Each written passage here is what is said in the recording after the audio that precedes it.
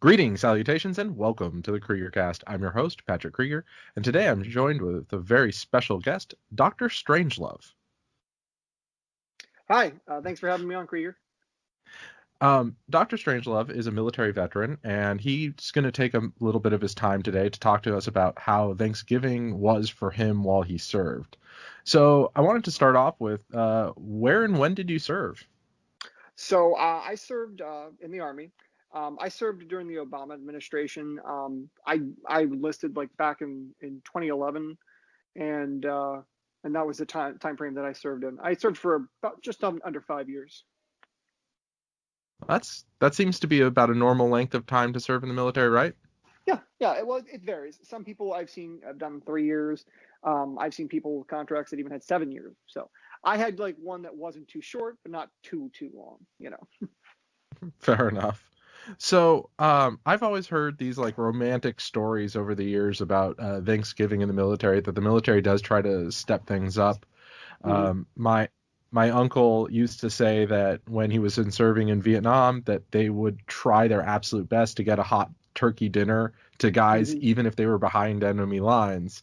How is your experience with that? Well, the funny thing about that is I'm quite familiar with that. It's told pretty much through a lot of the history of the military and the different branches, and different branches will tell you their own experiences. Me personally, and I'll kind of start with like my first Thanksgiving that I had while I was in the Army, and I was infantry myself, which infantry is a much more intensive. It's a combat MOS, so there's a lot more demands to it. And one of the things that's common with that is that you don't get a lot of the amenities and a lot of the luxuries that other branches or other MOSs get. What do you mean So, by MOS, just out of oh, I'm sorry, curiosity? that's the actual military occupational specialty. That's the actual job that you have in the Oh, military. So, because everyone always says, "Oh, I was in the army," but it's much broader than that. There might be a person who's an engineer. There will be a person that's infantry. There'll be a person that's a truck driver, so forth and so on. Each person has an important role, and for us, that we did infantry was the combat one. thank you. But So but yeah, continue.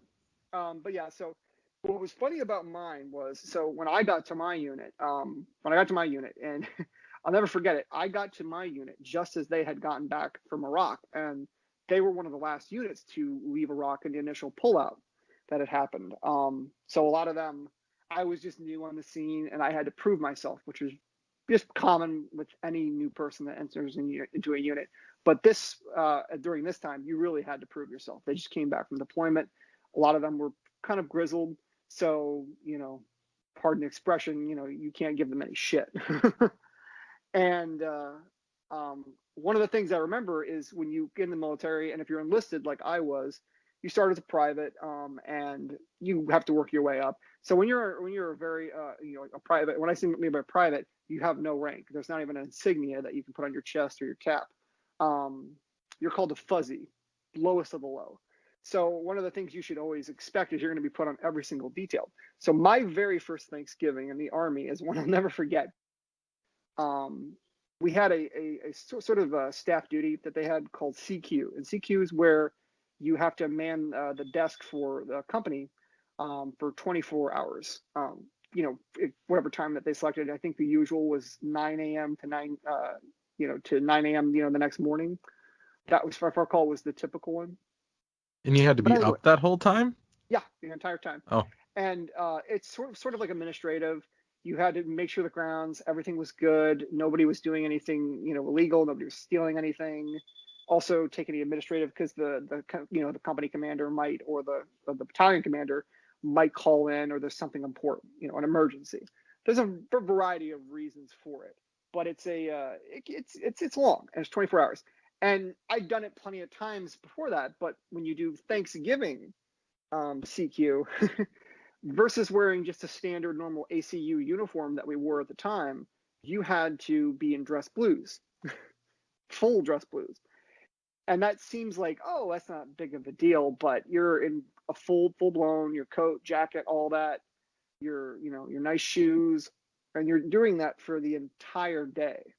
And it seems like in practice it wouldn't be that big a deal, but it's insanely uncomfortable. And there's no like even if when it's like 3 o'clock in the morning, you can't go, hey, change into your other uniform because the expectation that maybe the company commander will walk in or even the battalion commander.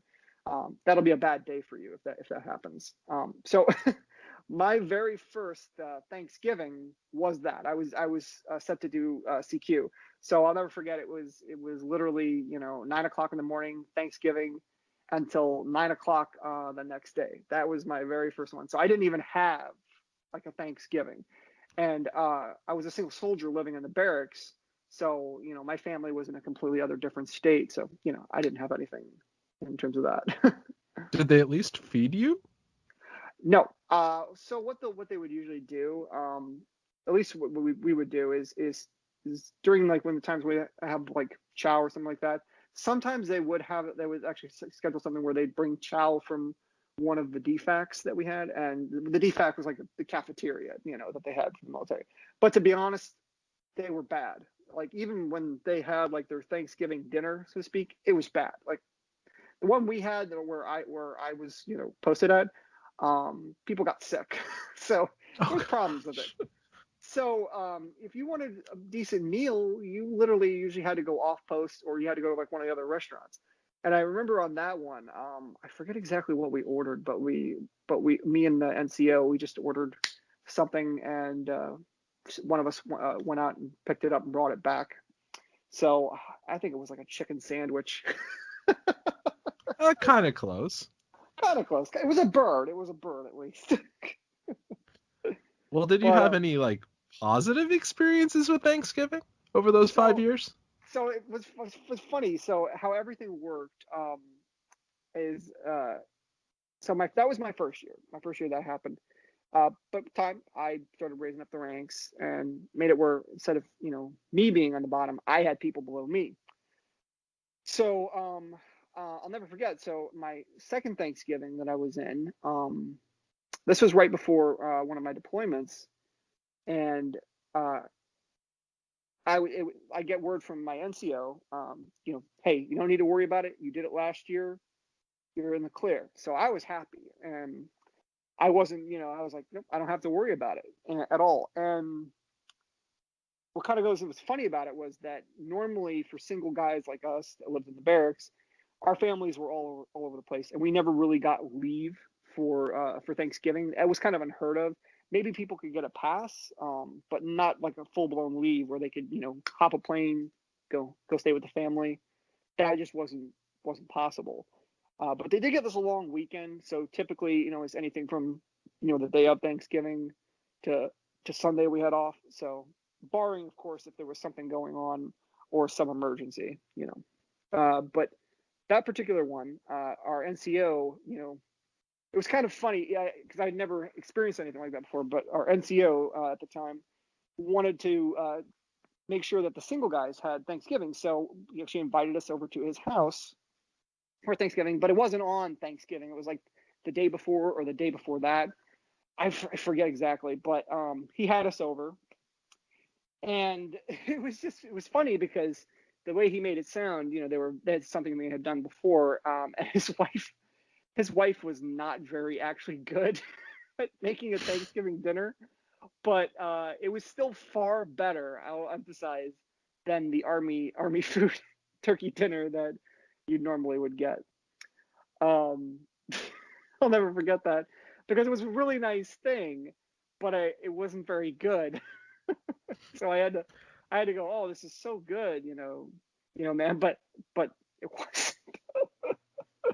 Oh, but the thought was there. Oh, that, yeah, and for that I'll always thank them. That I thought that was a really nice thing.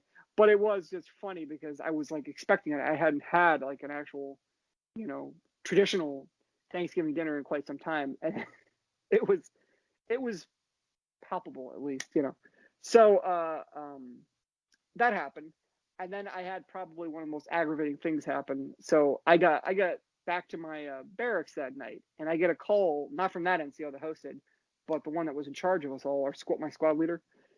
And he calls me up and he goes, hey, I hate to do this, but the private that was supposed to do CQ on this, apparently his girlfriend is in labor. He goes, I hate to ask you this, but I need you to do Thanksgiving CQ. And I So was even just on your like, best one. yep, even on my best one. And so I was, and one of those things where you want to get really angry, but for two reasons I didn't. One, you just can't in the military, Yeah. even if he was nasty to me, I'd just be like, Roger, sir, and that's it. You go and do it. You don't badmouth. You just do it. But he was really nice about it, and I had a rapport with him. So he was just like, look, I'm gonna bind here. I need someone to do it. Can you do it? And I was just like, Roger, I'll have. It's pretty simple. I'll do it. And so that was a very interesting one because I did manage to get like a dinner, but but the actual ended up doing CQ again. And then the next one that I had that one was while I was actually deployed. So when we left, we but I think it was a month after that or so we actually deployed. And then we were out in the out in the field while in deployment. And I distinctly remember this one because it was a very uneventful one. We were just running the usual things we do, and we were eating MREs. Me and a very good buddy of mine, and my buddy just starts laughing his ass off uncontrollably because we originally were actually supposed to get the traditional turkey dinner sent to us, like they were supposed to make hot chow and get it out to us, and just decided they weren't going to do it. They were like, well, you've got MREs, you're good. So we ate MREs for Thanksgiving, and I'll always distinctly remember that my friend laughing his ass off so uncontrollably he almost fell down I, at the absurdity of it all. I do have to say, I'm kind of shocked that they don't have like a standard Thanksgiving MRE in case of emergencies. Now, the funny thing is that the MREs have gone through like several different changes, and if someone could obviously correct me if this, but I could have swore there was an actual Thanksgiving dinner, or at least Thanksgiving dinner styled MRE. I know there's been several that went through rotation. Some of them got approved. Some stayed through the circulation. Some were just god awful tests that some of us were guinea pigs for. I believe the omelet was one of those, if I recall. I don't see how you can get a shelf stable omelet to taste good. Yeah, you hit it right on the nail. Well, I know you didn't have too much time, but was there anything last you wanted to say? The one thing that I can put out for this because I'm out now and I have Thanksgiving with my family, even now doing it. And one of the things I look back, I kind of laugh at a lot of the absurdity, but I have it gave me a real appreciation, I should say, for Thanksgiving. I know a lot of people sometimes I think take it for granted. Just the simple thing of being able to, of your own choice, actually be with your family. And it's such a simple thing. I think a lot of people put that, you don't actually account for that. And it's actually not to like ruin the mood, in talking this, but when I was on that second, that second Thanksgiving, the one where, I was with my NCO's, household for that. And then the next day I had to do CQ. While we were on CQ, we actually had a guy that they had to be suicide watched because he said that he wanted to kill himself because he couldn't be with his family. So it has an effect on people, obviously. Different for everyone else, but that was one that always kind of sunk in my mind in terms of I think a lot of people take that for granted. So that's how I'm very thankful that I'm able to be with my family, that I'm alive, that I'm just here. I count my blessings.